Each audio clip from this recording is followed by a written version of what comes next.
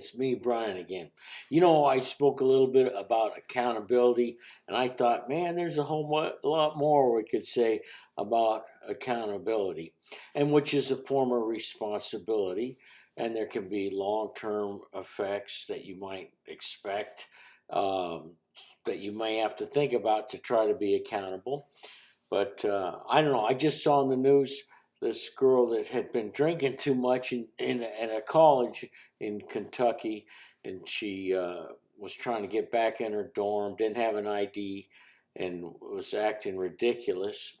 And she's a white girl, like a rich, spoiled white girl. And the black girl showed so much restraint. She was actually, my wife says, probably smiling in disbelief that she couldn't believe what was happening. So my wife says, "Man, she'd have been hard not to punch the girl out." But the people that were at the desk definitely showed restraint and were very accountable, I guess you could say. And the girl wasn't. Although her folks have to pay, I guess, $10,000 cash bond. But there are cases where somebody murders somebody in a 7-Eleven, and I don't know how they sometimes manage to get bond. But, there's got to be accountability everywhere. And of course, that girl was way out of line, but she wasn't somebody that was even capable of hurting anybody. That's probably why the one girl was smiling so much. But accountability and the long-term effects, people in very important positions could create long-term effects. Like when President Truman, he back in 1946, Vietnam wanted to be independent. Maybe he could have made, say, yeah, it's important, just as important as a European country. These people want to be independent, and maybe we should have tried to help them be independent from France. Who knows? If things have been different, um, it's hard to be, whether hindsight's 2020 or not, it's hard to say, but it's closer to 2020. And just think of England and China and the Opium Wars. How accountable was that? Trying to feed people opium to just so you can make more profits. As a colonial power, it has to do with people that are in charge with having greed. Or what about the Vietnam War? So the Agent Orange. How did there was a lot of protesters trying to stop that, or even Dow Chemical with Scotch Guard and Teflon and people in the factory getting sick, kidney disease and everything. Heck, even my mom. I think it was a Scotch Guard in the sofas back in the 70s didn't help her. She got kidney disease too. So when you start to find that things out, a company that's got profits and is doing well off should try to be as accountable. People individually need to be accountable. Countries be accountable. And I don't know, it's just, all this Roe versus Wade stuff's going on. And this, the woman's real name, it wasn't Jane Roe, it was actually Norma McCorvey. And she had 2 kids she put up for adoption, and the third one she tried to abort, but it was born because the laws didn't come quick enough. And then finally, the mother was looking for the child, the one that she was going to abort, but never really interested in looking for the first 2. And then she was getting into the National Enquirer, and she got Gloria Allred to help her. It's just become sensationalized, and the girl really didn't want to be put out. Shelley was her name. And so I don't know what the drive behind things can make people more or less accountable. But when I look at this other neighbor that I was invited to dinner at their house, there was a woman there that I met that had a child. Her husband bailed out. When the kid was a teenager, he was only 80 or 90 pounds, couldn't feed himself, couldn't go to the bathroom. She had to pick him up, set him in his chair, and help him eat. And you know what? This woman, I don't think I could have handled. I probably would have been,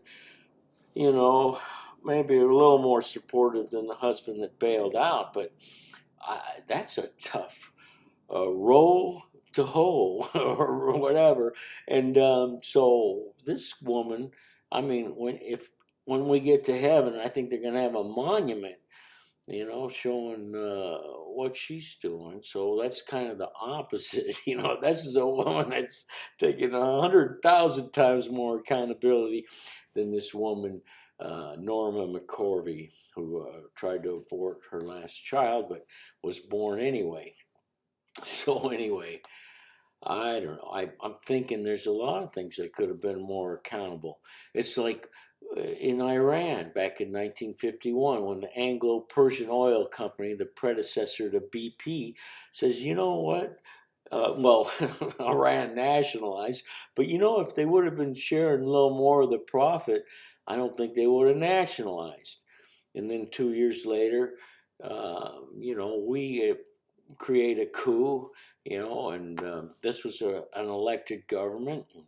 So we're going to help out on this. It was kind of a scam, but we put in the Shah, and then they got tired of him in '79, and then they got something that's even worse. And we were kind of in some of the parts that affected it, but everybody affects everybody. But to be more open, honest, and have integrity and responsibility and accountability would help all of the world do much better, because it's getting smaller every day.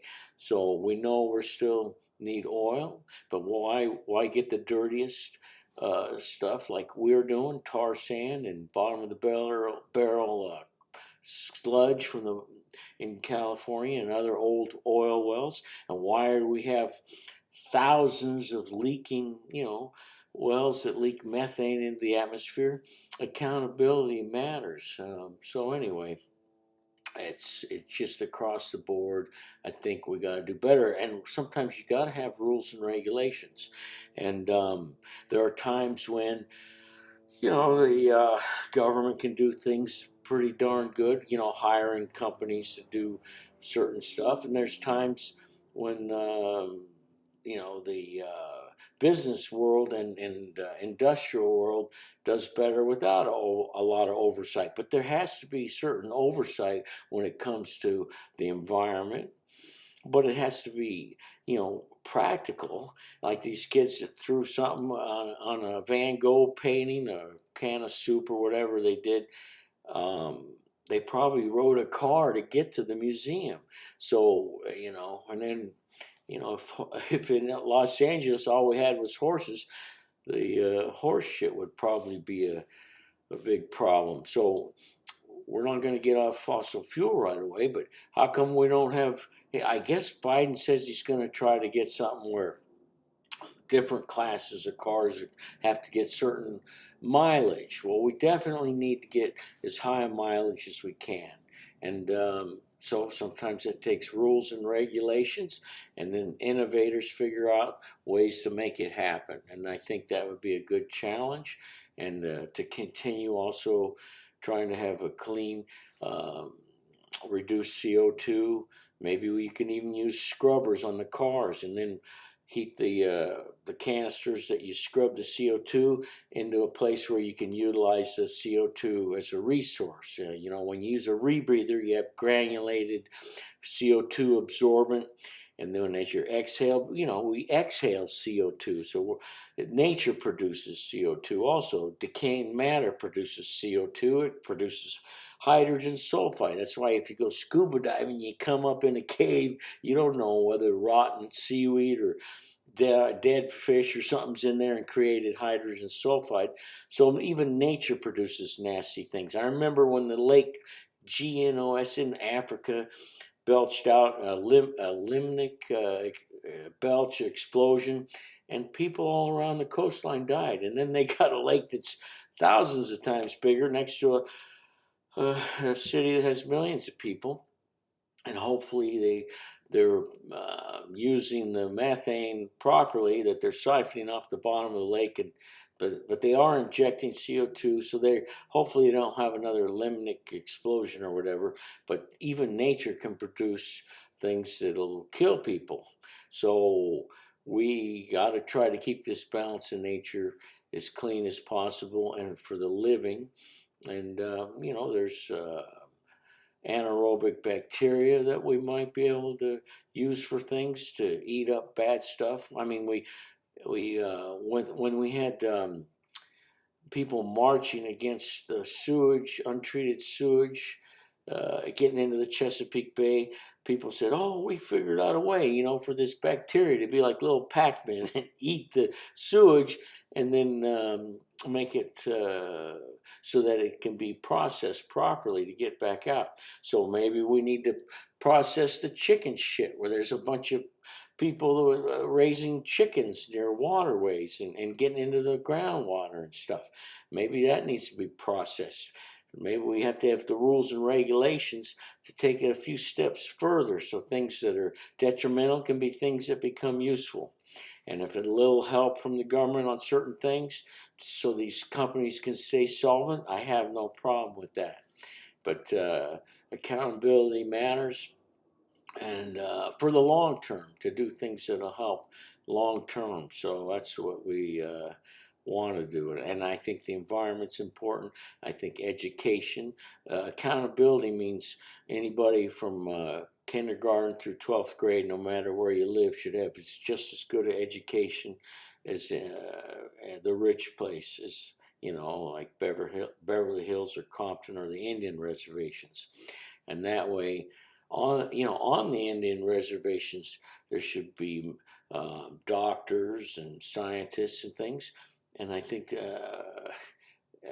we gotta, everybody from grade school to 18 should get a fair shake. We're all citizens of this country, and that's why education matters.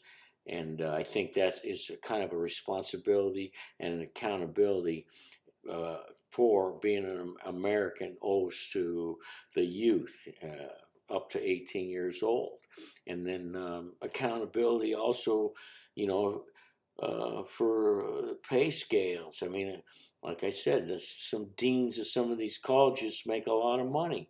Maybe it's more than what the taxpayers, if it's being helped by taxes, should get. And then, I don't know. I know there's a lot of stadiums and things built, and they said it's a return on investment. But there's, I guess, all the representatives have to work things out to balance out what it is. But accountability does matter, and that was just another thing I wanted to add about it. Have a wonderful day. Catch you on the rebound.